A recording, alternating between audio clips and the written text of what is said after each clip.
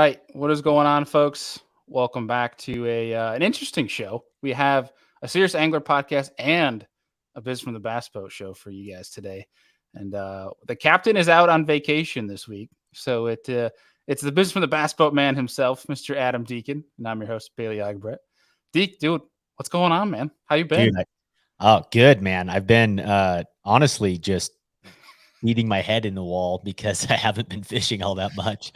I had a really early front loaded season, and then I'll have a really busy fall. But like, this has just been, I'm getting ready to move to Idaho, and it has been like, I'm trying to get a house in Idaho and doing all this stuff and trying to move out of here, and just all kinds of crazy things are happening. So I really need to go fishing. I've gotten out a couple times here in the last month, but it's been brutal. And I haven't done a show with you, and especially because of fantasy fishing, we haven't had a show in a long time together in our own right. So I'm excited for this. No, I think it was classic. I think the classic was like the only show we had since that's been us together on there. But I feel like even since then, since the classic, it's either you've been at weddings or you've been traveling or you were in California. It's like, dude, it doesn't seem. Andy and I were fishing the other day. We're like, dude, I don't think Deacon's gotten to like rest at all for a day, like since the classic. It's dumb. Like, I have another wedding this weekend. Oh my gosh. Next week, Kenzie, one of her best friends, actually ended up moving to Hawaii on a construction management job. And like out of nowhere, it was like, hey, do you want to go to Hawaii? And this was planned months ago. And it was like those dates got changed. And so I was like, okay, are we still doing this? But we already had the tickets. We were able to change the ticket. So now next week we're going to Hawaii. Oh and I'm like thankful it's not going to be super expensive because we're staying with her friend and that kind of a thing. And we already paid for the flights, but it's just like, I don't know how I'm going to make this all work. So it's been wild, man. But yeah, I'm missing my derby fishing for sure right now, and excited for this fall. Yeah, it is that hectic time of year. That's for dang sure when everything's full fledged, especially from a fishing standpoint. And ICAST, dude. Yeah, I miss an ICAST this year. I missed that. That's going to be an absolute blast. It should be. You'll be down there, right? Yeah. I'm actually heading down Sunday to Friday, so it's going to be a long freaking week for me. I'm dying up here in New York, and it's like 75 degrees where I'm going down to humid 90s. I'm screwed every time I go down to ICAST, man, or I visit my parents. It takes me a day and I'm already complaining about the heat. I'm such a northern boy. It's not even funny. Oh man. But yeah, I mean, dude, we could talk about a bunch of this stuff after the show because we have a pretty important topic. You're talking about derbs, and for Andy and I here on the East Coast, obviously there's some few things that we pay attention to. There's Bassmaster, there's MLF and PFL, things of that nature. So we don't have as much here in New York tournament trail wise. But when it comes to the West Coast, I think you have some of your more very creative tournament styles, tournament events going on that you really help us keep up to date on because you're so in the depths of everything. But there's some negative. There's some not so good stuff. And do you want to lay that out, and we'll introduce our guest for today to really help us bring this thing to life and talk about it? Yeah. And I think something to keep in mind. We kind of talked just previous to this show. We don't know everything that's happening. We are not in the business of just spreading rumors, but we're just trying to lay out kind of the facts or what we do know and what people have experienced. And so, yeah, I think the West Coast is a super interesting place. It's super interesting tournament scene because there's always this like kind of divisiveness between trails, not necessarily like, I'm not saying aggressive, like this trail's better than this trail, but anglers seem to be categorized. Like they choose to fish WAN Bass. They choose to fish the Toyota Series. They choose to fish Wild West Team Trail, whatever it may be. They seem to be kind of, there's not this centralized situation. And what we kind of saw with the Western Bass Shootout, we went out and covered a lot of that event on this platform, and we saw some of these really cool combinations of things. And it's a really interesting scene, in my opinion, compared to other places in the country because of that. And our lakes, minus kind of some of the California stuff, it's a pretty good distance between the Arizona lakes and those kinds of things. And so it's just a different environment, and it's always been super unique and a lot of history and really cool to watch everything happen. But yeah, I mean, what we're talking about is just some of the stuff that's the grumblings, what's been kind of happening with the Wild West bass and the apex and everything that they've got going on there, with some anglers having issues with getting paid, or is this in bankruptcy? Kind of just some. You've seen so much of this now for the last month, 2 months of anglers talking about it, and you hear things, of course, and you don't know the face value of everything. So we just figured we'd get some folks on that are in it. And I just want to say, yeah, I'm not in it like these guys are, but I do fish the West Coast stuff. And so I definitely am curious to hear everyone's thoughts on today's show. Yeah. Yeah, for sure. And, like you said, there's been some rumblings of it. We've heard about it. You talked about it briefly in a conversation with you, Andy, and I in our group chat, probably a few weeks back now. And it was until we started getting tagged in some posts to really bring this conversation to life that really kind of struck a chord of like, hey, this is something we need to talk about. Because, I mean, one, you did a couple shows from the event itself out in California, some great shows, as a matter of fact. And so I think without further ado, let's get our guests on here. We have Mr. Austin Bonjour. I said that Bonjour like the French way of saying it. Bonjour. Oui, oui. Okay, perfect. And we have, of course, Mr. Ken Ma. I think we just right there, man. I think that is the topic of the show. There's the there's the Instagram reel for it. That's perfect. I've heard that my whole life. That's about the only thing you can respond with. It's awesome. That was great. What a debut. It was. That's totally the introduction for the show. Bonjour, right? Oui, oui. Oui, oui. Well, really fast. So Ken Ma is no stranger to business from the bass boat. But Ken, this is actually your first time on Serious Angler, and that is a fail on my part, is now getting you on the show here. And Austin, it's good to be connected with you as well. It was your post that we got tagged in. That really, you did a great job kind of laying some stuff out, bringing the things to life. That it's like, that's when I instantly texted Deacon. I was like, hey, dude, we need to do a show. And Deacon's like, yes, like we got to get Ken Ma on though as well. And so it's one where I think you guys are great to help lay this out, but really fast for folks that are listening or watching, just quickly, briefly introduce yourself, where you guys are from, that sort of deal. Austin, if you want to lead that off, and then Ken follow up. Yeah. My name's Austin Bonjour, and I love fishing tournaments. That's what I love to do. And, Ken Ma, I've looked up to that guy for a long time. And you guys, I haven't heard of your podcast, but I'm glad that you got me and Ken and I on this podcast. So I appreciate you guys. I just live out here in California, man. I'm a plumber. I work my butt off and fish and raising a family. That's essentially me in a nutshell right there, right? Just trying to raise a family and fish and work. So that's me. And then Ken, I've known Ken not personally, but for the last 20 years, because one of his sponsors is one of my sponsors, Jim's Pro Bass Tackle. And I started fishing a tournament circuit when I was 12 years old out of that shop that held our meetings. And an R83 with the 115. Let's go. Yeah. Is that what it was? No. When I first started fishing, I was a non-boater in that bass club. And then I went to it was a Starcraft aluminum 12-footer with a ice chest. And yeah, but the green. It was the green. It was the faded green boat that you got known for. Yeah, that was the Sport 80. Sport 80. Yeah, Sport 80. But did it have a 150 on it? It had a 175. Oh, 175. Okay. Yep. Yeah. But Jim spoke nothing but high words about you and praise from a long time. So I've known about you before I met you for a long time, but Ken's a diehard competitor, and I can't wait to hear what he has to say. Take it away, Ken. Same. I've been fishing competitively. I try to fish at the highest level that I can out west. Never really had an interest in going back east. I enjoy the industry. I really do. I love promoting parts of the industry or all the industry. I love people getting involved, kids, the whole bit. So, and just like Austin, I love the competition of what, competitive tournament fishing gives to me. I was, played athletics in high school, a little bit in college, and, that still scratches my itch. But more importantly, now that I'm longer in my career, I want to try to do my best to get people involved and and try to build, just like backstage or when you guys did the intro and Adam was talking about the West, there's so many hurdles for the Western angler.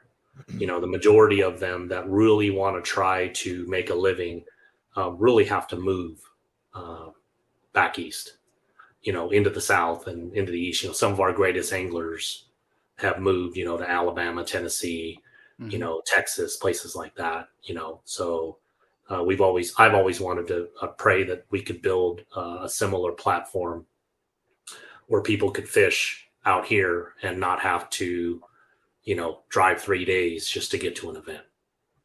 Right. So I'm still hopeful for that. Obviously with all the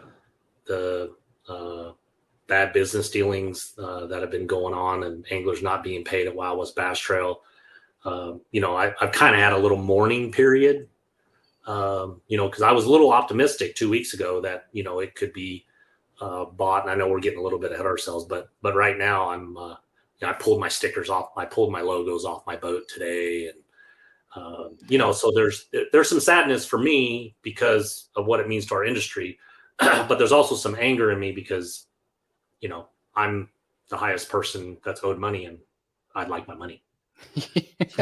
I think that could go for you guys, and I'm sure many other anglers. You want when you join a tournament, Austin. I think it was you that said it literally on your post. That says when you're a tournament fisherman and you pull forth money and you place in the money, you're supposed to get money back. Yeah. I mean, we work so hard, right? And a lot of us are blue collar, or Ken was in the law enforcement world for Ken, 20, 30 years till you retired, right? You worked your butt off for a long time. And I'm a plumber. Today I was crawling around underneath a mobile home fixing a leak in 4 inches of mud water, right? And it just pissed me off knowing what I had to do under that house to get paid. And I put this money into a circuit, which is a decent clip of money, and I'm busting my butt, right? And I, it just sucks, right? You put all that money in, you work hard. I'm not taking it away from anybody else. Like I'm a plumber. Ken was in law enforcement. Some guys may be, who knows what you do for work, but you're working your butt off to get to these tournaments. There's a lot of money that we put in, and then you deserve to be paid back on what you place, because it's hard to, all three of you guys can agree, it's hard to win money in any tournament, whether it's a Wednesday nighter or a $2,000 entry fee for a pro tournament, or guys that aren't in this podcast that fish professionally, like the Elite Series or MLF, that pay $5,000 entry fees. It's hard to make a check, and it's hard to win. And when you do get money, you deserve to get paid that money. Mm-hmm. Yeah, for sure. And so, Ken, you said it to kind of lay it out for folks, is that anglers aren't on the Wild West Bass Trail are not getting paid. So just the issue at hand, if you guys could talk of just more to kind of build on that, expand on what the issue is at hand. Yeah, and Austin can fill in the gaps, but this is what I know from talking to anglers, is that there was an Apex event on Lake Almanor, and there were 22 places that should have received a winnings check. Okay. And then the following week, there was a Wild West Bass Trail Pro-Am event on the California Delta. And based on my research, there was like 86 boats. So they should have paid 17 places on the pro and the co side. So there's up to 34 checks that should have been issued for that. Okay, so you take the 22 and 34, it's about 56 checks that should have been issued. To my knowledge, there are only 4 anglers who received checks from the Lake Almanor event that successfully were able to cash those checks. Some of the anglers, including myself, never even received a check. And then some anglers, and again, I'm not throwing numbers out because I don't know the exact number, right? But some anglers who earned a check received a check that either then bounced or was not cashable in some way from that Almanor event. So, and then that same sequence happened for the Delta event the following week. And that, So- Deacon, that was the event that you were at, correct? No. No. That's two different. So there's all kinds. That's a whole other thing on the West Coast. There's all these Got different leagues, but it's the same tournament entity, both Apex and the Wild West Team Trail, all the different Wild West situations. Got it. Okay. So for that event, that championship style event, though, Ken, you were paid for that? Yeah, the Western Bass Shootout has nothing, as far as I know, and the people that I have talked to. So the Western Bass Shootout happened was it second week of April, Austin? Yeah, I want to say it was April 10th through the 12th, I think. But don't Yeah, quote me. I mean, I should know the dates, right? But Yeah, so the you Western did Bass freaking Shootout, smashed them. W. Holy crap. yeah. I mean, if it's the only one, I'm Hey, glad I won it. I caught 2 bass this big and 2. I barely caught a keeper each day, and Ken was just smashing them. But there was a lot of like really cold high water. Like cold water coming in the Delta. Seals are eating all the fish. I don't know. Ken can talk to you about it, but he did smash them. Yeah. So date wise, the Western Bass Shootout ended on April 16th, Sunday. Got it. And based on the direct research that I did, which was talk to anglers, I don't know of anybody other than the engine that I'm owed. I don't know that anybody was not compensated for the Western Bass Shootout. Got it. Okay. So, and like Adam was saying, it brought together like 4 different tours. That's how the 50 angler field was assembled.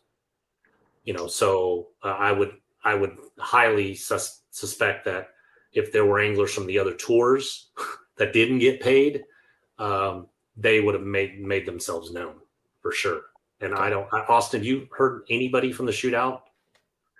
No one from the shootout that I know of hadn't got a check. It was, it started with Almanor and it went Almanor, and I can't believe events kept running after that. Yeah, well, that was kind of, so I know the Apex schedule was Almanor the first of the 2023 Apex schedule. Yes, it was. Okay. And so then they started off with that, but then like you said, kept kind of going is interesting. And then it's like, at that point, and I'm just curious, did any anglers drop out after not getting paid after that first event? Or was it kind of like promised, hey, we're working on dealing things up? Because the Apex guys is a set group of guys. Sorry to interrupt you, Ken. But there's 43 or 44, 45 of us that are all locked in, right? It's kind of, I don't want to say Elite Series, or how Elite Series has a certain amount of guys that are locked in. That's how Apex was doing it. So I don't know if those same guys fished the Pro-Am. I know a handful did that were affiliated with both. And then on top of that, they had the team tournament right after that.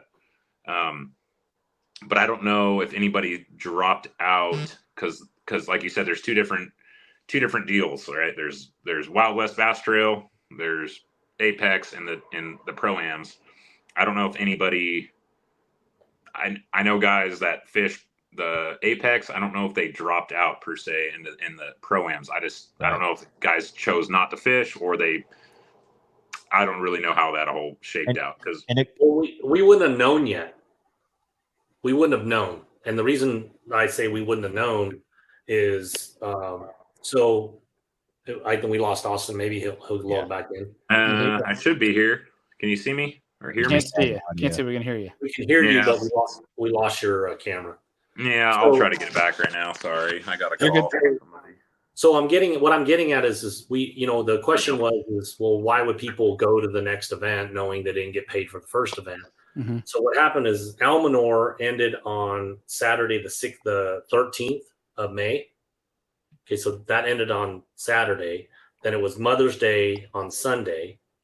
And then the Wild West Bass Trail Pro-Am practice started on Wednesday. So it was basically, if you count business days, it was only Monday, Tuesday. It was only 2 business days, and then the next event started. That makes sense. So nobody really knew that there was financial issues, 1 week after. People just went to the Delta. COVID changed the way California organizations are able to get money out. MLF always, they have a check, they put your address on it. They call your name out at the end of the day. If you're there, they hand it to you. If not, they put it in the mail. Mm-hmm. Mm-hmm. But every other organization went to electronic payment due to COVID. So we unfortunately had to get used to slow or longer payment terms since 2019, right? Or 2020. It was 20, 20 or 21. Yeah. So that kind of retrained us to say, okay, well, if it takes 5 or 7 or even 8 business days to get your money, it was still coming, right? Would you agree, Austin? Yeah. It took a while. And see, it was kind of like normal. It was normal, I guess, right? To get paid a week, 2 weeks, 3 weeks. So we had Almanor, then there was the Pro-Am right after that. I didn't fish it, but Ken, you did, right? I did. Okay. And then, but there was the one bass deal at the Cal Open. What, 3 weeks after Almanor or 4 weeks after Almanor or something like that? It was right after the Pro-Am at the Delta. And that's when I caught wind of some checks being mailed out, right? Like I live in, I guess you would call it Southern California, right? If you were to draw a line, I'm in Southern California. Ken's right on the cusp of Northern California. And the business is associated out of Arizona. So I figured checks were making their way south to north. My really good friend, team partner, coworker, he got a check. I'm like, oh, okay, cool. This was after the Cal Open. And then I got a check, but Scotty, the guy I'm talking about, his check actually, he was one of the 4 guys that Ken had mentioned earlier that his check didn't bounce or actually received a check, and it obviously didn't bounce. But then I got mine had bounced. And then I thought, before I knew it had bounced, I thought the checks were making their way south to north because I was having guys hit me up because it was a little longer than normal. It was about, I don't know the exact days, but it was a little longer than normal. And about 3 or 4 other guys that fished the Apex Tour, and I'm talking about Almanor here, not the Pro-Am. They were approaching me, and I'm sure Ken had people approaching him. Hey, have you got paid? Have you got paid? Have you got paid? And I said, hey, my buddy just got his check, and then mine came in, and I'm responding to these guys.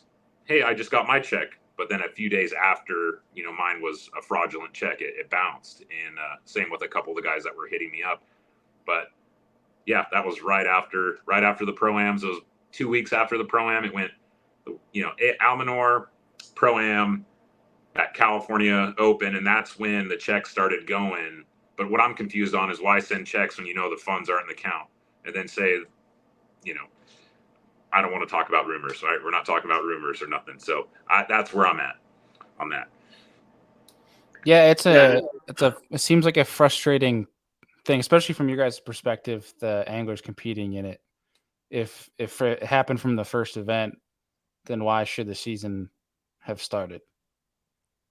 Right. If it was known ahead of time, why not tell us? Hit the brakes before Almanor. End the suffering early.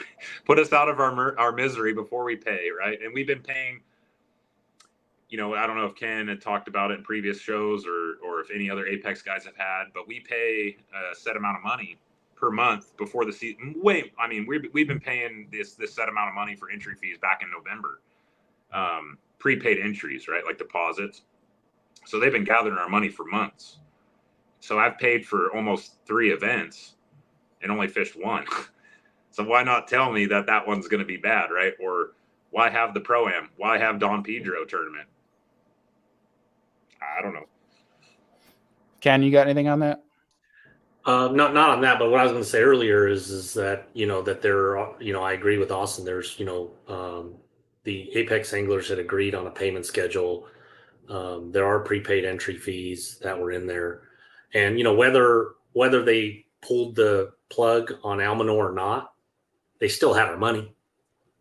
right? So we still wouldn't have got it back. So whether they delivered the event or not, they still had our entry fee for that one and for Arlington, which is the one that we were supposed to go to next week. So yeah, the really the frustrating thing here is that we can talk about how we got here, and the bottom line is that there's anglers that are owed money for winnings, not like loans or vendor, like we actually, if money goes in, like Austin says, and there's a 80 or 90% payout that's supposed to come back, if 100 grand goes in, then 80 grand or 90 grand should come back out, right?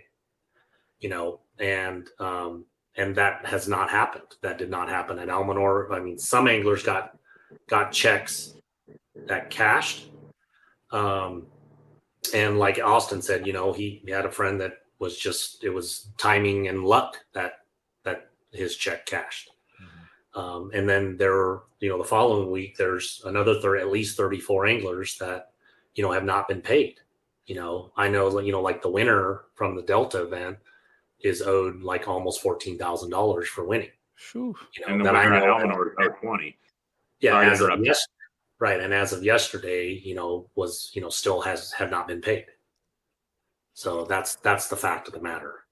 I didn't mean to interrupt you, Ken, but then Matthew Nadeau, our champion from Almanor, he's sitting on 20, but it's not just him or Hunter Schlandler. There's 54 other guys that are owed $1,800 checks at a pro-am level, and there's guys that are owed a $2,250 check up to a $20,000 check, right? Like, and then there's guys that are getting fraudulent checks. Why send a check?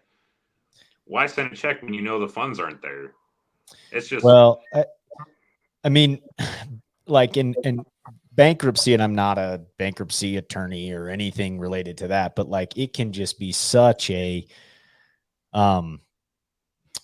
just a kick in the pants to everyone involved outside of it, because you're fighting, you can't draw blood from a rock. Like there's not, once someone cuts things off and it's in bankruptcy, if it is, we don't know any of that, but like, and I guess I don't know any of that, but like, unfortunately, there's no reasons, like the funds could have just been running out, or people are taking money. Like I think at that point, once stuff's gone, like it's just gosh, it is such a tough thing just thinking through of what I've learned about bankruptcy. And it's just like, man, I struggle with what can kind of happen after funds are gone, because you can go and say you're going to sue and do these things, and I'm not sure if anyone's doing that, but I'm just saying once things are in bankruptcy, it's hard to get any money out of it.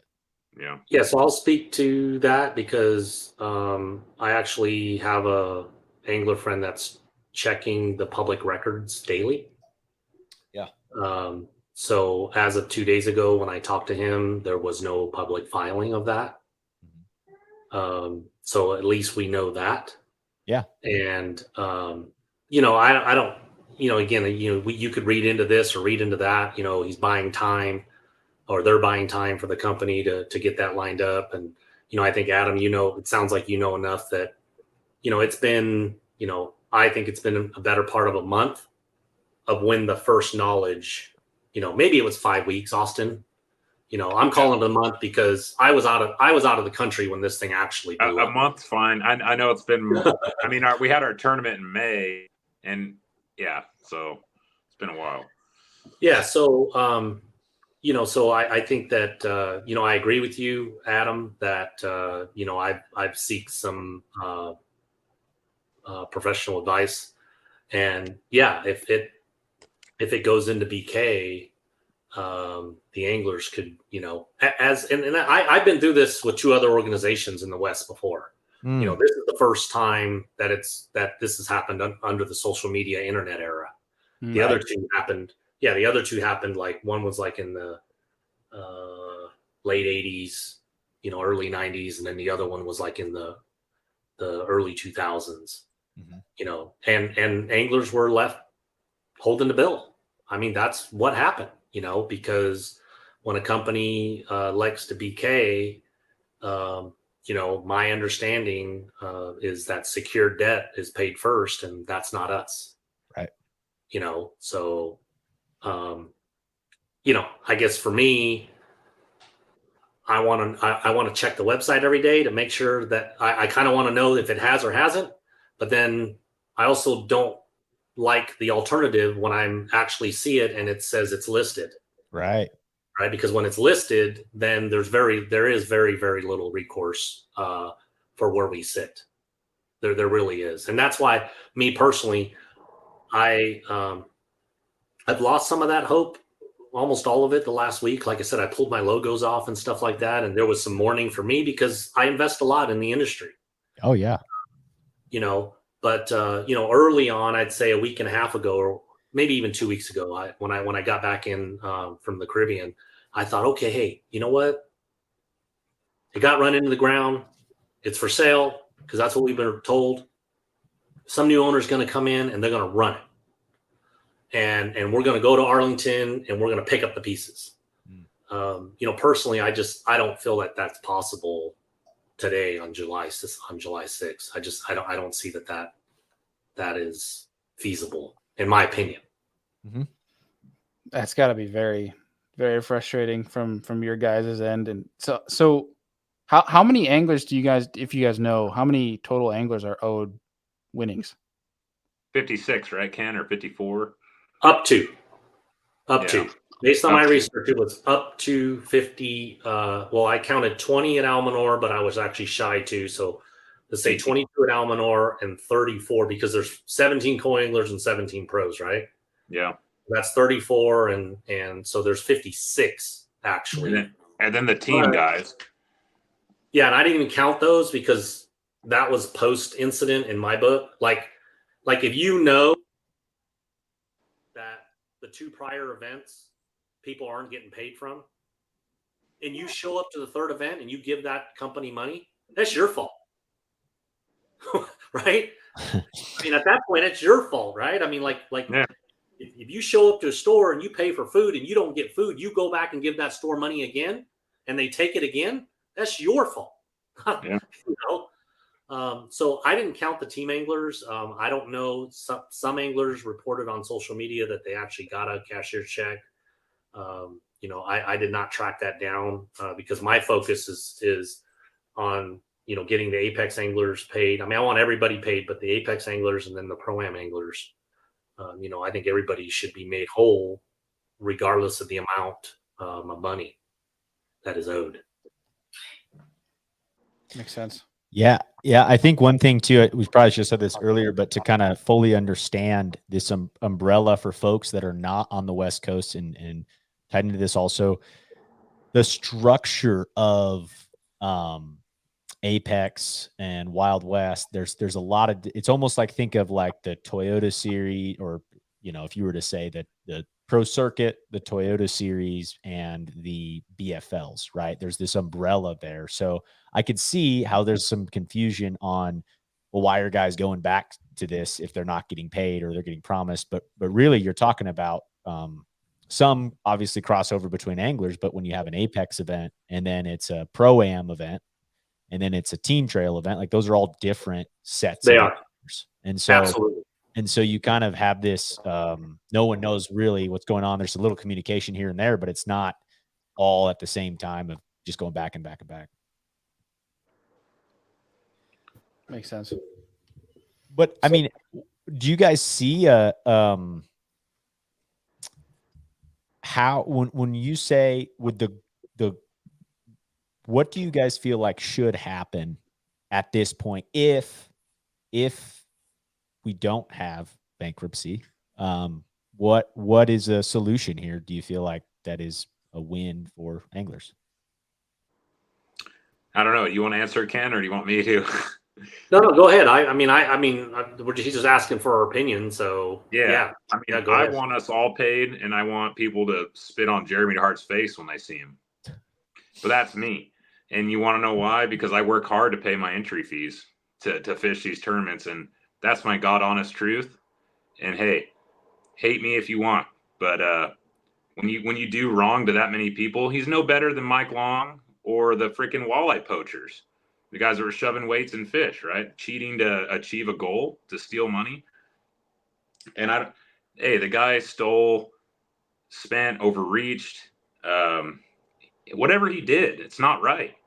And I can speak because I'm a blue collar guy, like 90% of us. I know Ken's not as much of a blue collar. You're a criminal guy, right? Like if you were ever like in the drug ring, Ken's gonna bust your door down to come freaking drag your butt out of the house. Like that was Ken. But I'm the guy climbing underneath the house to fix the broken pipes.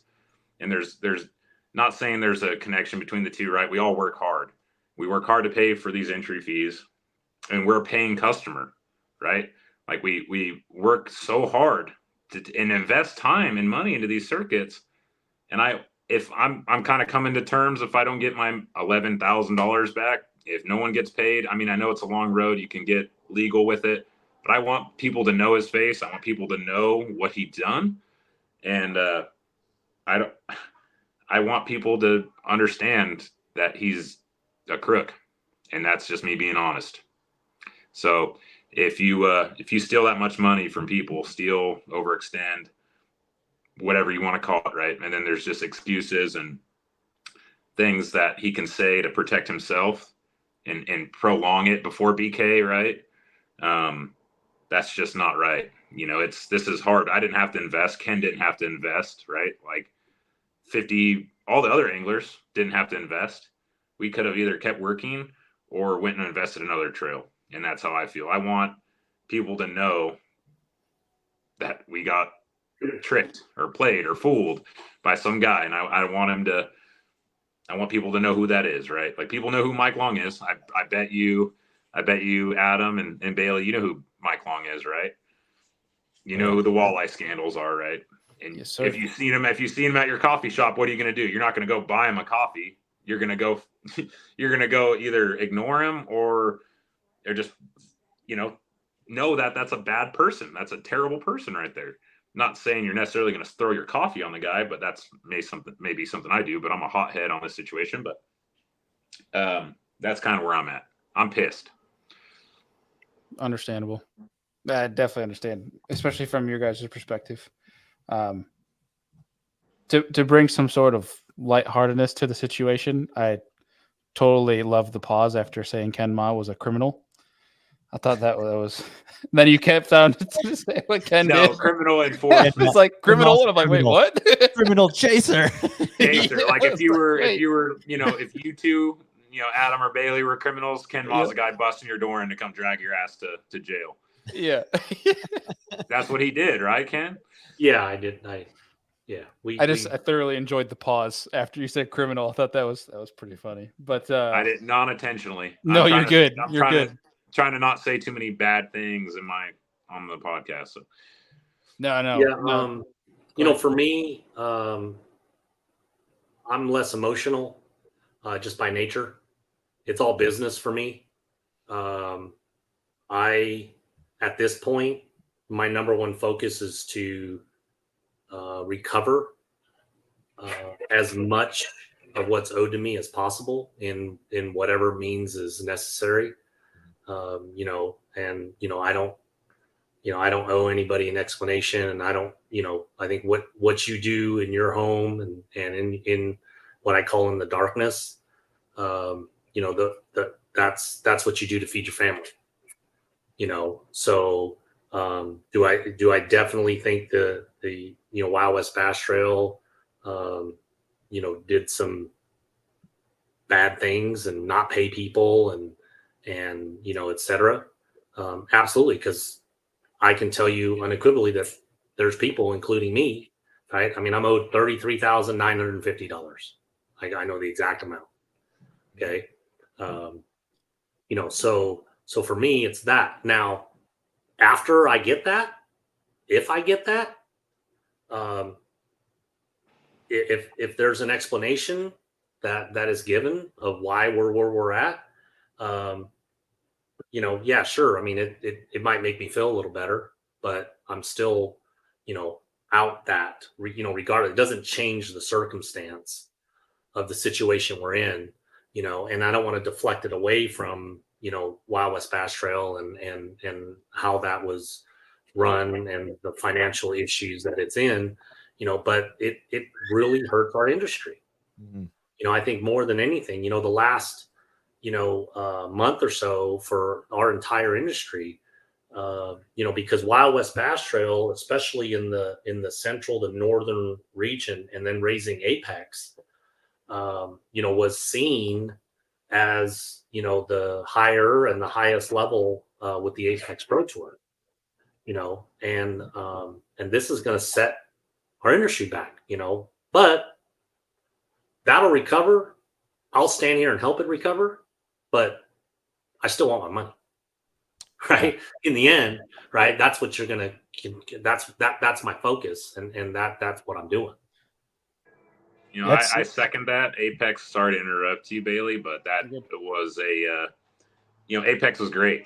Apex was awesome. It was the best thing we had out here. The content, the way they strategized everything for the format, us anglers.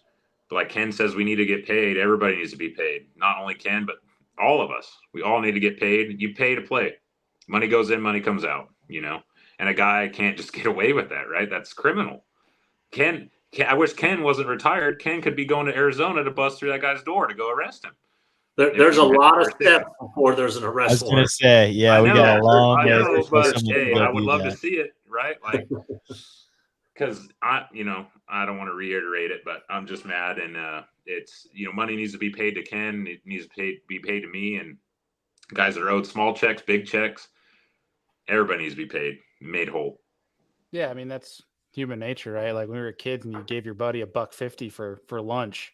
I mean, all you're waiting on is when's your buddy going to pay you back, and that's kind of human nature when you're owed money. It's I can understand one from the business side, like Ken mentioned, but I also understand the passion too from your side, Austin, of like, I mean, from both sides. But when it's money that you earned, that you worked for, but also, money that you've worked the sweat off your back type of deal, like there's some pride behind all that too, outside of just getting. Yeah, I didn't have to go put my money into their circuit. I could have kept working. I could have kept crawling under mobile homes and fixing leaks, and saved. I didn't have to pay him $1,000 for 5 months. I invested. Bailey, I really view that a little. Well, I view that differently because when you loan somebody money, especially if you loan a friend money, you understand it's a loan and you may never get it back. Mm-hmm. But like I said, if I put $2,000 in and you tell me in writing that 90% of that's going to come back out, right? Mm-hmm. Then I expect that 90% to come back out. Right. So, like for me, I was, and again, I know the loaning money, I've loaned money to friends before. And I always tell them, I go, I'm going to loan you this money. I'm never going to ask you for it. If you never pay me back, don't ever ask me again.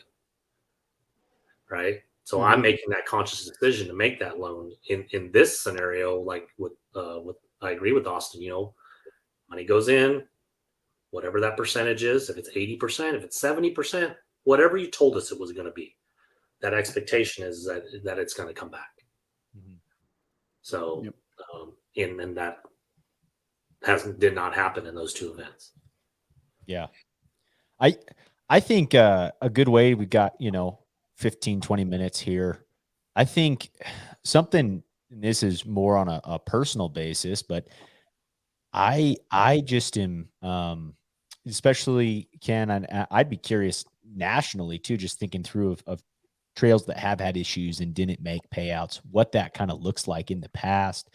The West Coast sounds like has had a couple of different situations with that in the past. I've heard of I think one of those that you're talking about, but the frustrating thing for me, and I don't have as much of a dog in this fight as you guys do because I'm not owed money and I'm not fishing that trail, but I, being in a middle state, the same way as you guys, I want to compete at the highest level I can with where I'm at. And to me right now, that's a mid-tier $2,000 entry fee tournament, Toyota Series, those kinds of things. And I had the option to go west or I had the option to go east. And with all of the press around the shootout, I really loved that concept of bringing Western trails together because we have these different anglers fishing different trails in the West. And so I decided to go west, and I enjoyed it. Had a heck of a time, and Nice year too.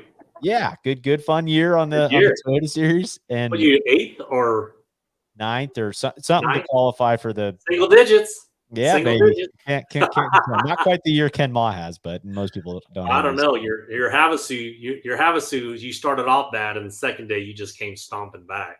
that was a fun tournament. But anyways, with that, like I just you know, I'm moving to Idaho here, and I was pretty fired up about it because I'm like, hey, I'm gonna be closer. I'm only 7 hours from Clear Lake now. I'm only, you know, these long distances still, but closer than I am in Colorado. So I was kind of fired up, and my goal, right, was like, hey, make this Apex. This is the next kind of level tier here. And now it's like, not to say, you know, there's a lot more factors of me moving to Idaho than just fishing, but it did play a factor in my head. And it was like East to really try that top tier pro, or I was happy with the decision to say, I want to go chase this West Coast stuff hard, fish one bass, fish the Toyota Series, fish Apex if I can. Like that was my decision. And now, you know, I'm just thinking, how do we, what I've always loved about you, Ken, is how you really have tried to push this West Coast professional level to make it to where there is that potential to actually make money tournament fishing, which we all know is extremely difficult to do anywhere, especially out West. And, you know, where do we go from here? Is there, you know, what do you see in the future? How can we make things better as West Coast anglers? So I'll use Austin and I'll use Nick Cloutier as an example. Okay. Like Austin, self-proclaimed blue collar plumber, works for all his entry fees, pays his own way. Okay. Here comes Apex. We're entered our 3rd year. And I can honestly tell you that I know anglers just like Austin who came into Apex, never, ever, ever thought about getting a sponsor, a partner, or any of that stuff. Never thought about wrapping their boat or anything. Okay. But Apex requires you to wear a jersey, requires you to wrap your boat, right? There's a lot of standards that are set. And in the 2.5 years that Apex was here, it raised the standard of those anglers, right? And I use Austin as an example, and I use my team partner Jason Austin as an example. Anglers got better, right? They had to get better, right? Because the entry fee was high enough that you had to seek some help, or else you would wash out. And we had anglers come in for a year, you know, that it cost 10 grand basically to fish the 4. Well, if you qualify for the championship, the 5 event season, you know, that's the highest price for an entire circuit that we have in the West. You know, so it didn't have to, it made anglers better. And that's really from my standpoint, that's what we need. We need guys like Austin and Nick Cloutier and Colby Pearson, you know, these guys that are younger that are going to learn. You know, they may not all stay here, but it was a platform where they would learn how to do those business things, learn how to be comfortable with a microphone in your face, learn how to graciously thank your partners and sponsors and things like that. You know, now, you know, like I said, from an industry standpoint, I think that, you know, with this issue of non-payments and things like that, with related to Apex and Wild West Bass Trail, it could realistically set our industry back 5, 6, 7 years, right? Damn, because, you know, and you know, like the Western Bass Shootout, Adam, you were there, right? Yeah. Austin, you were there, right? Yeah, I loved it. There was, and I'm not just saying this because I won it. There was nothing ever since I have been part of competitive bass fishing, in my opinion. There was nothing ever that gave us a platform like that out here. Mm-hmm. You know, so, but like I said in my post, can't have any of that if you don't pay people. so you know, I want to talk good about it. You know, there are some things from an industry standpoint that I hold on to, but you know, the big elephant, and it's not even you know, it's not invisible. The big elephant is you got to pay people. Yeah. So Yeah, all that is for naught. Yeah, a lot of money got put in a bank account somewhere and it disappeared. So yeah, and then Adam, like to answer your question that Austin answered earlier, what would be the resolution? Every day that I check the public records, like I told you, there's a part of me that wants to see it because then it gives us some closure, so to speak, or at least a direction, a direction that the company is going to go in.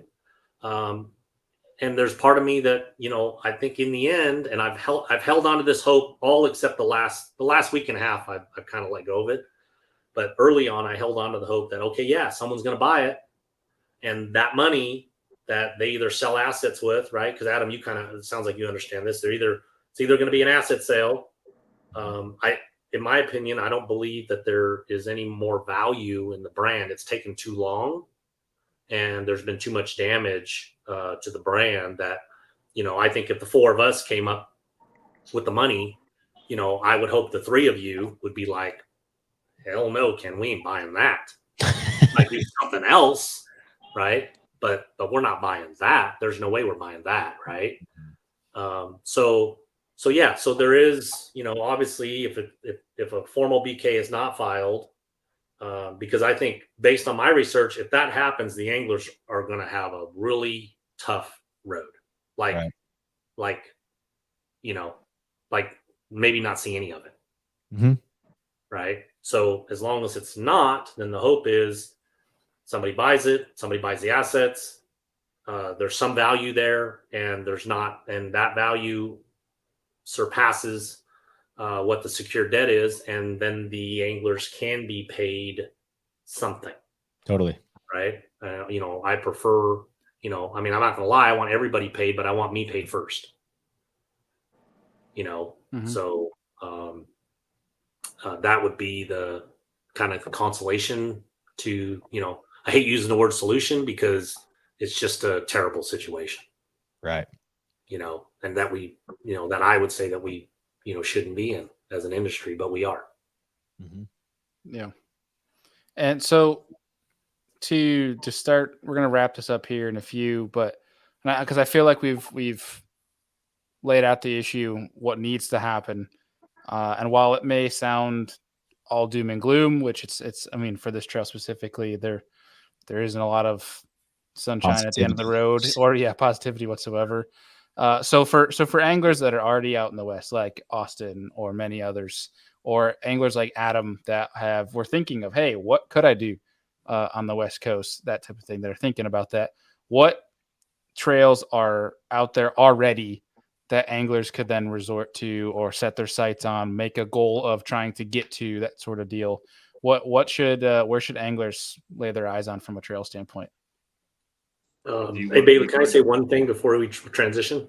Yeah, Ken, go ahead. A friend of mine, Zach, who doesn't have a dog in the fight, who is an angler, who was trying to, like Adam, was trying to qualify for Apex. He said it so plain as day to me, and I actually chuckled. And he said, hey, look, man, I've been telling everybody one of two things is going to happen. You're either going to get paid or you ain't. Right. That's what it is, right? And you chuckle about it, but when he said that to me, I actually laughed because I wasn't really happy about the situation. But that's basically what's going to happen, right? Mm-hmm. Austin and I are either going to get paid or we ain't, right? And based on my research, if the company BKs, we probably ain't, right? That's based on the information that I've gathered. So, anyways, I just wanted to say that one last doom and gloom, and I'll turn it over to Austin about all the other stuff that he's going to fish.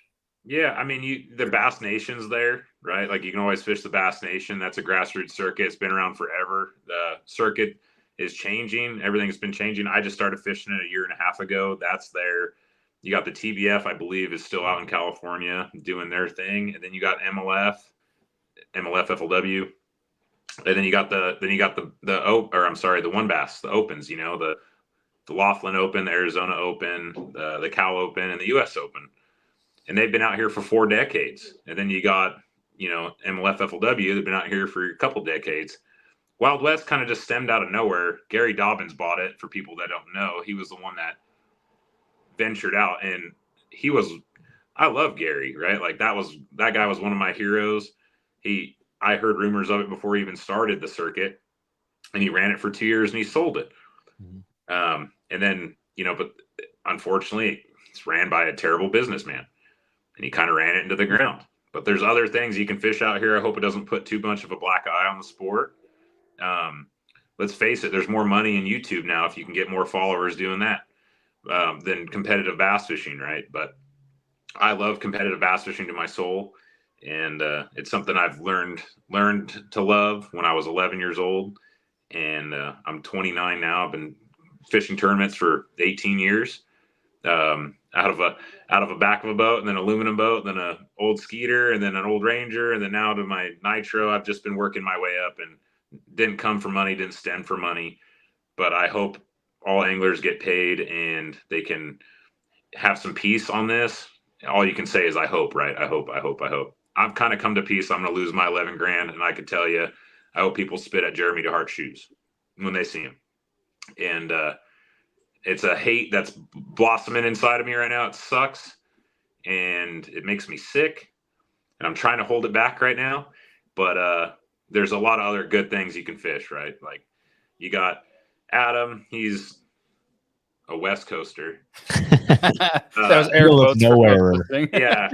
But you're right in the middle. I mean, you got tons of my buddy Chris Leclerc just moved to Denver, and he's telling me about these Nebraska fisheries that got giant northern strain largemouth in them, and some good smallmouth fishing and largemouth fishing in Colorado. You got a lot of options, right?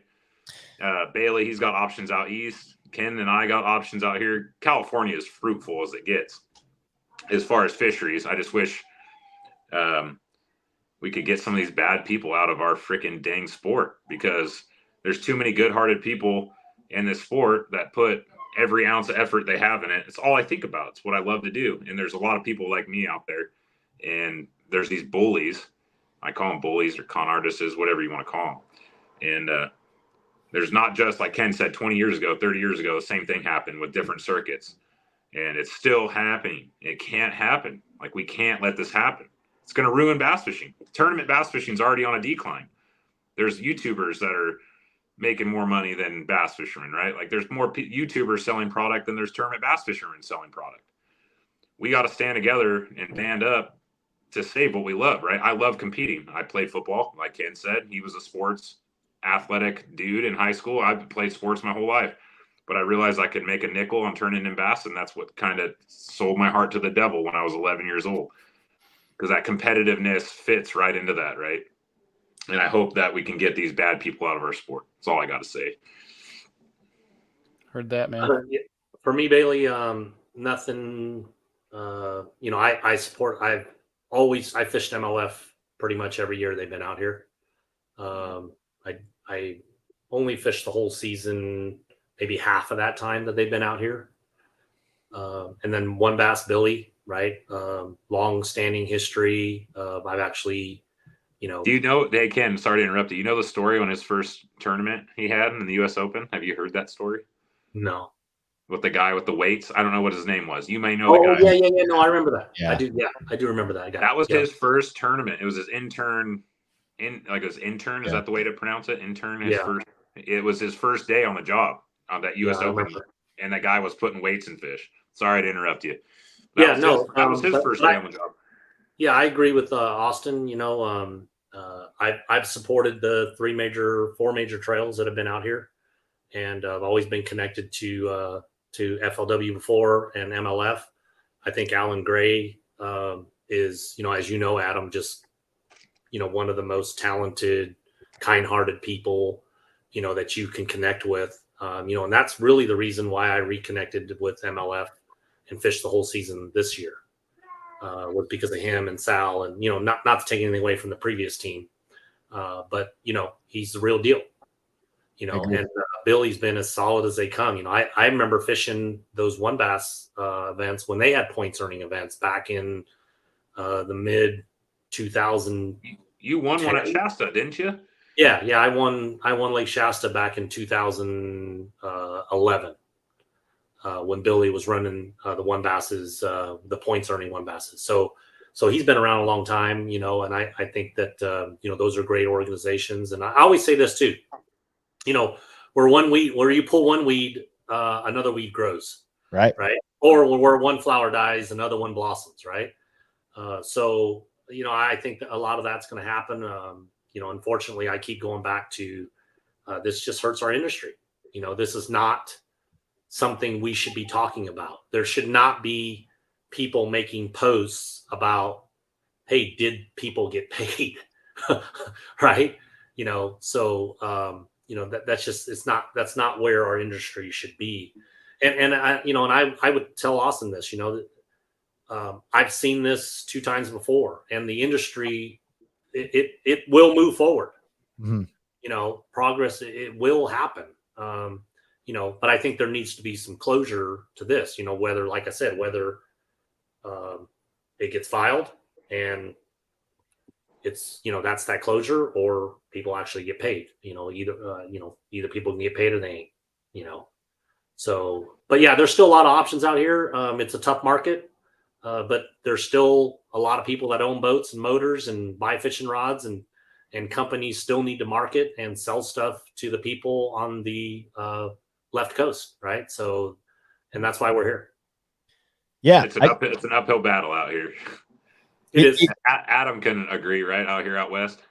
Dude, well, I'm always driving 20 hours to get to California. But yeah, I mean, the the thing for me, I think the positive light that I've had in conversations with folks has just been some of the other trails that are competing for anglers out west. However this ends up, I think you're going to have anglers moving trails just like we've seen at the highest professional level to this. And I mean, total bias here. I think the Alan Gray has made the Western Toyota Series. It has sold it to me as far as a really, really awesome experience, and the media coverage you get in the Toyota Series events, in my opinion, is a high level of professionalism and adds a lot to an angler's repertoire and just everything that you have. And so, you know, I think it was, you know,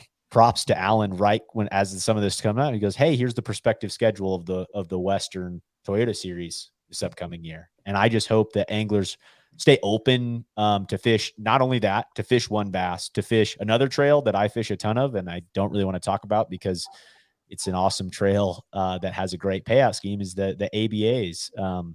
The ABA championship tournaments, they give out a bass cat. It's a really cool format on that final day to fish for a boat against 20, 30 guys off of a pretty cheap entry fee. So that's another thing for out Western anglers. And that's not just California and Arizona. You know, it's a lot of these middle states too, Idaho, Washington, Colorado, some of these other states that you can then go fish those other tournaments in. So those championship level events. So I think there's still, like you said, I don't want to lose the hope on the West Coast by any means. I do think that this is a pretty good dagger in things, but I just hope that anglers continue to fish tournaments and grow, because just like you guys, as much as like Bailey, you kick butt with YouTube, and I think there's a play for anglers and YouTube, and the guys who figure that out do an incredible job. And my favorite thing in the world is tournament bass fishing, and I just want to continue to be able to do that. I knew I liked you. There you go. But anyways, I think there's still hope, and there's still a lot of really good options on the West Coast. And gosh, the fishing is, I mean, it's hard to beat the West Coast fishing, and then where you live, Bailey, up north. I think those two places, I don't need to fish anywhere else in the country, because it's Yeah, where you're moving. I mean, like you know, I've heard about Coeur d'Alene, and I want to go there. Or You door know, but shack. even coming down, you know, you coming down there, you know, there's 10 Mile and Silcoos and right. potholes, right? And then Shasta is a tremendous fishery. You know, there's so many great fisheries. And you know, like, yeah, you bring up the team circuit stuff in California. It's fairly healthy. Yeah. You know, there's What you got? New there's Gen, like 5, 6. right? different organizations that all that do teams, from amateur teams to open teams. You know, and they'll draw on a weekend. You know, some of them will draw, 20, 30 boats, and others will draw, 60, 70 boats. Team anglers, what really needs to be built is that professional level circuit, to where you really have that to qualify. Apex format was legit.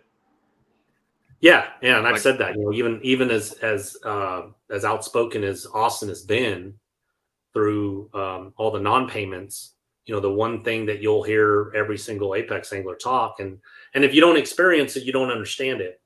But it was truly easily the most fun format I have ever fished in a competitive fishing tournament.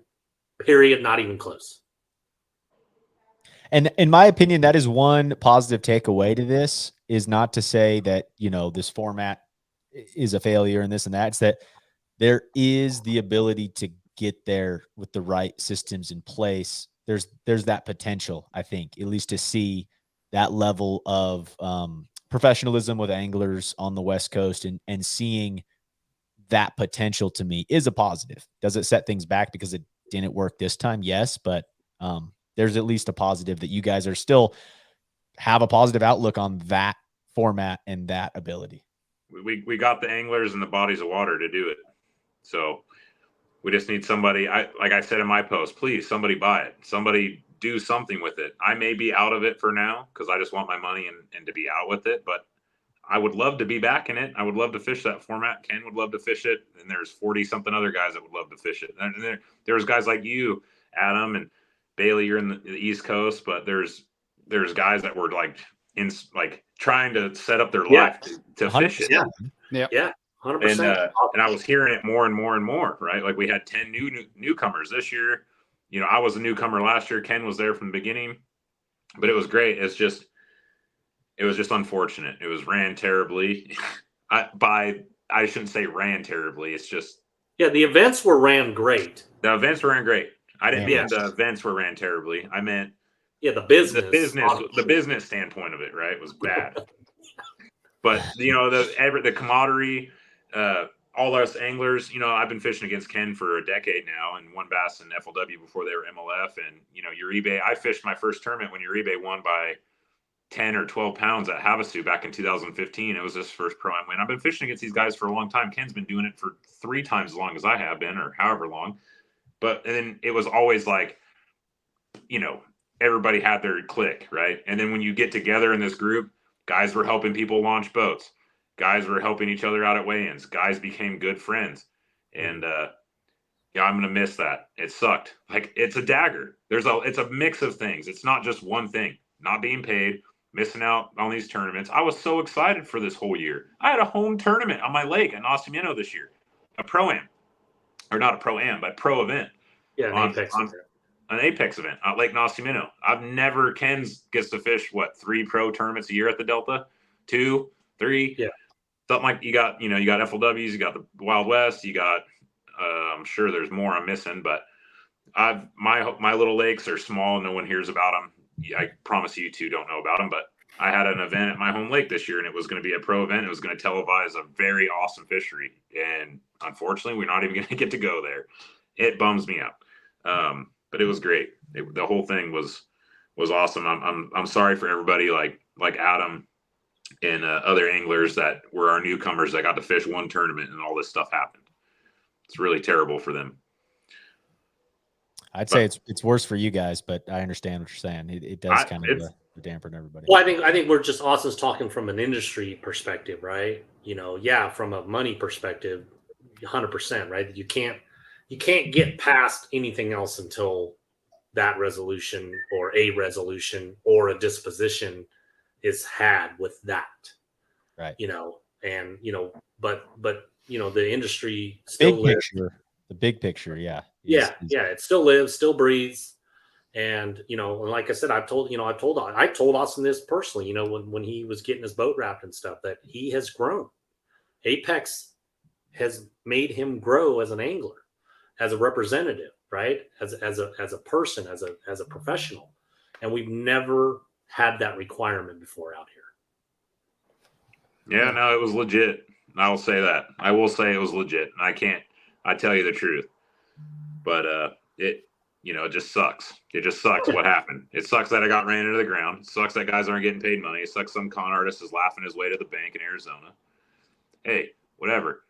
Maybe I'll just start a tournament circuit and make $500,000 and then file bankruptcy. You'll end up fine. So then I can buy some good boats. Maybe I'll buy a Vexus from Ken if I can do that. So I got one for sale.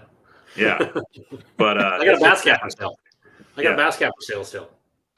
Yeah, with no motor on it. I was gonna say, not only am I out of motor, I had to put my own motor on there. Nice. So I'm actually out 2 motors. Yeah. Oh, jeez. If anybody can listen to this that has the money, I know us 4 can't buy it, but somebody please buy it, turn it around, and it would be cool. It'd be cool to see, And gosh, it's sad. It's really a sad deal. That sucks. Not getting paid sucks. The ambition from other anglers not being able to make it there sucks. Me being played a fool sucks. It all sucks. I hope it can get turned around. Starting to sound like Andy after a day of guiding, Bailey. Yeah, that's what I'm saying. He's like, dang it, 28 pounds on Erie. It's just, I'm so tired. It's 4 a.m. No, it's a completely different situation. It does suck. This actually does suck. It's terrible. The whole thing's freaking terrible. Like, it makes me sick. I've been losing sleep. I'm a very emotional dude. And like Ken said, he's not as emotional. What'd you say? Maybe you didn't say emotional. You used a different word. That's what you said. I forget. Oh, emotional. Yeah, I'm just emotional dude. Like, yeah, I put everything into the sport like Ken does, but Ken's a well-rounded person, so he does other things. I'm all in on the bass fishing thing, and I'm a deer hunter, and I'm a competitor, but gosh, it just is terrible. And I hope people recognize, like I talked about earlier, that the guy running this circuit, I hope he gets nothing but hate. Honestly, dude. Because this is what he did. He stole hundreds of thousands of dollars from people. Hundreds of thousands. I'm sorry to be negative. I don't mean to be negative. I kind of mean it. But that's just what's on my mind. So hope nothing but the worst for him. And I'll say that I ain't going down without a fight. So we don't deserve this. None, you two don't deserve it. Ken don't deserve it. Nobody deserves this. If you're a good-hearted person and you're fishing, you don't deserve that. So heck yeah, man. Well, fellas, is there anything else that we should cross off of this topic that we may not have touched on yet? I got 10 more things. No, just kidding. I got 11 more things. Here's what we'll do, Ken. We'll leave your screen up. You let us know when you're done, and then we'll close it out. I gotta pee really bad. I was about to fill up this bottle. Yeah, that would have been a first on the show. Yeah, I ain't gonna do that. If Scott Hellison would on the show, he would have done it for sure. I appreciate both of you, for sharing your platform, talking about a difficult subject, and I like I said, I just we need some closure or we need a Hail Mary. Mm-hmm. I mean, it's one of the two. And remember what my buddy Zach said: you either gonna get paid or you ain't. Yeah, right. I know. It's hard. It's a harder pill to swallow for some, though, Ken. Oh no! Don't. Hey, $33,950, bro. Hey, you just won 127. You're good. I don't care. I don't care.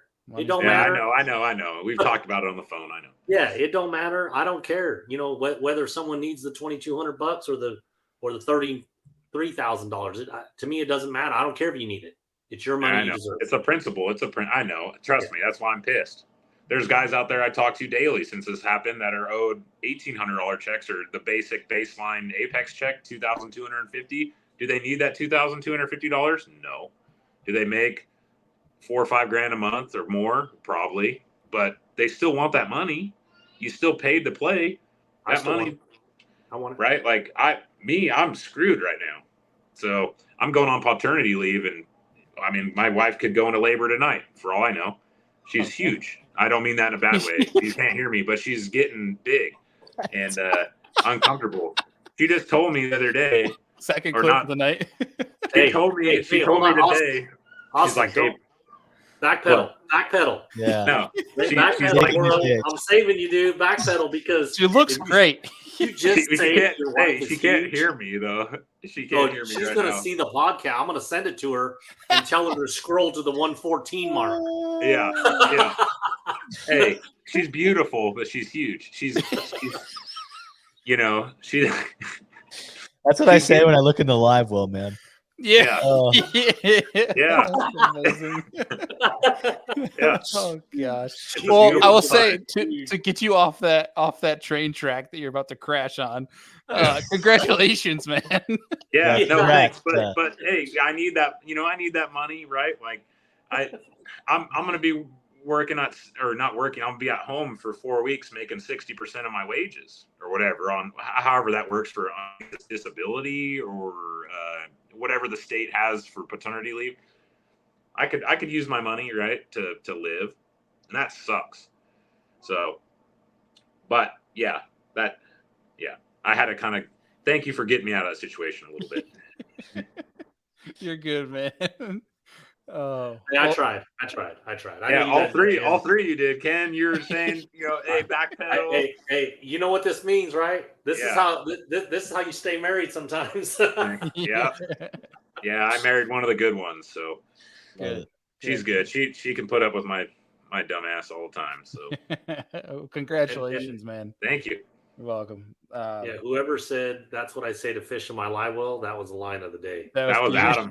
That was That awesome. was hilarious. She's Yeah, big, it's like, but she's beautiful.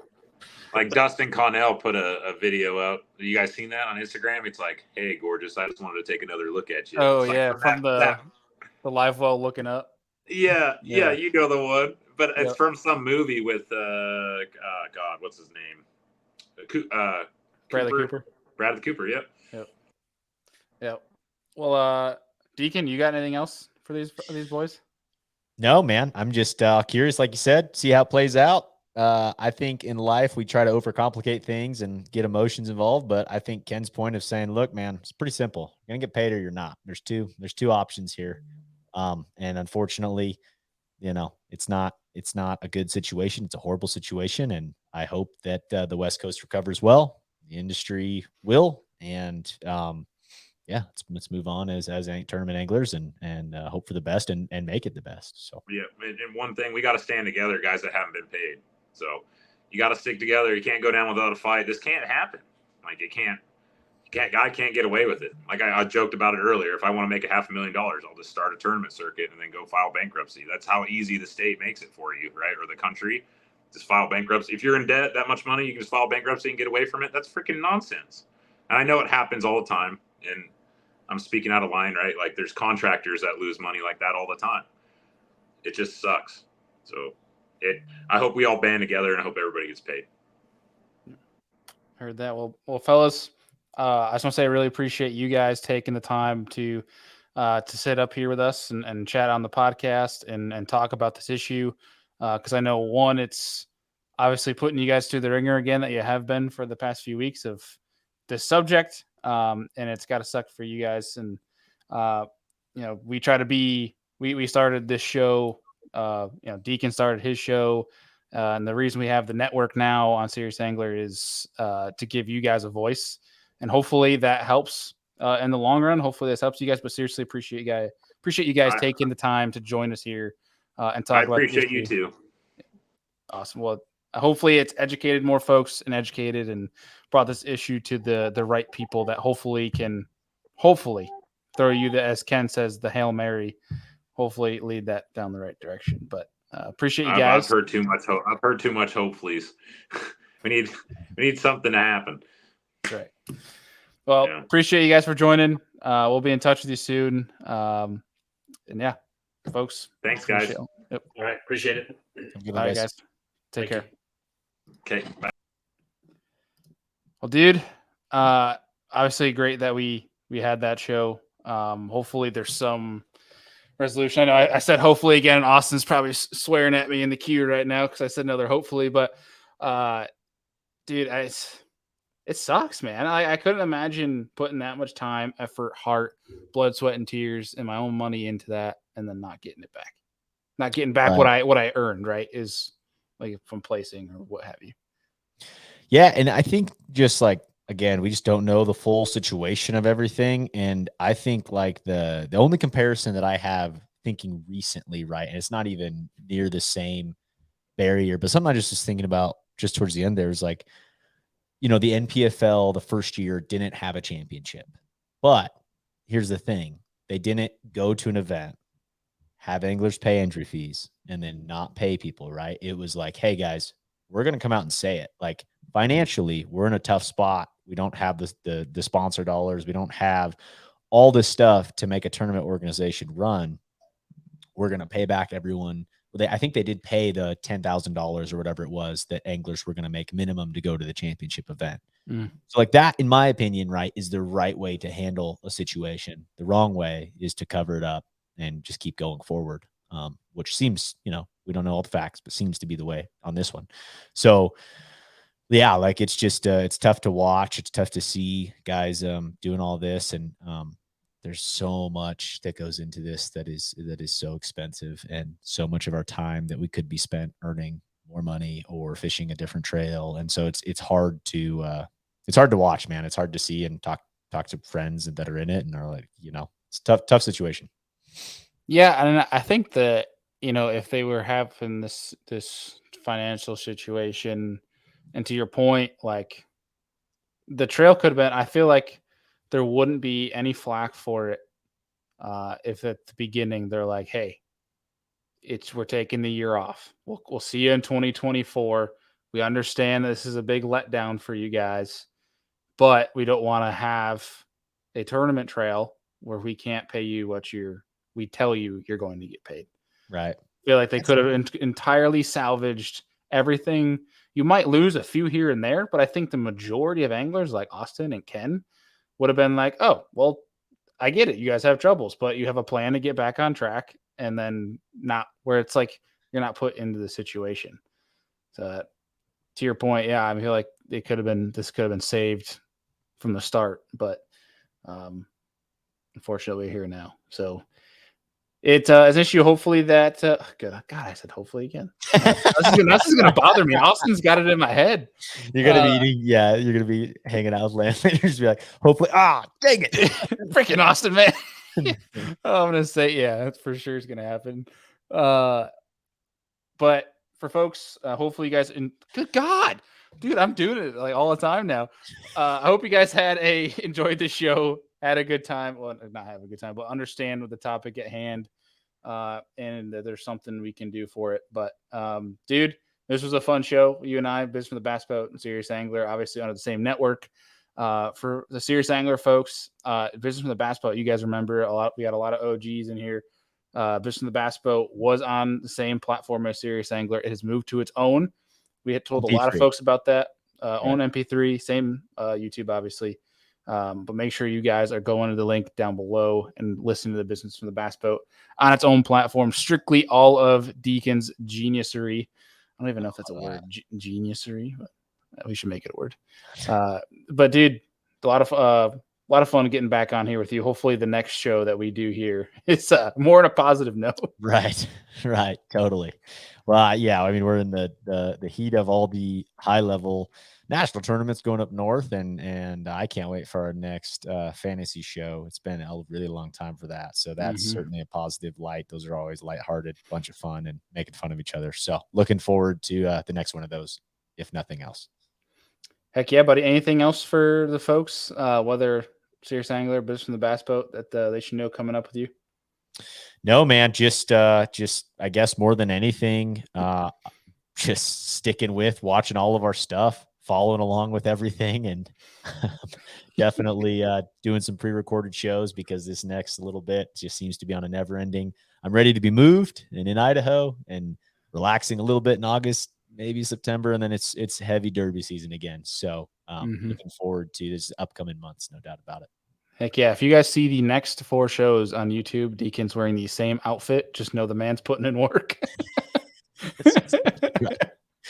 No, I think one thing for sure, gonna have a heavy focus on kind of post ICAST stuff. So certainly some cool stuff, new companies coming along in our fishing industry with that. Obviously, ICAST is a great time for product launches and everything else, but There's just a lot coming out, and I think that's something that's really fun about our industry is seeing technology change in all aspects of it. So looking forward to the next couple of months to get some more details. Heck yeah, dude.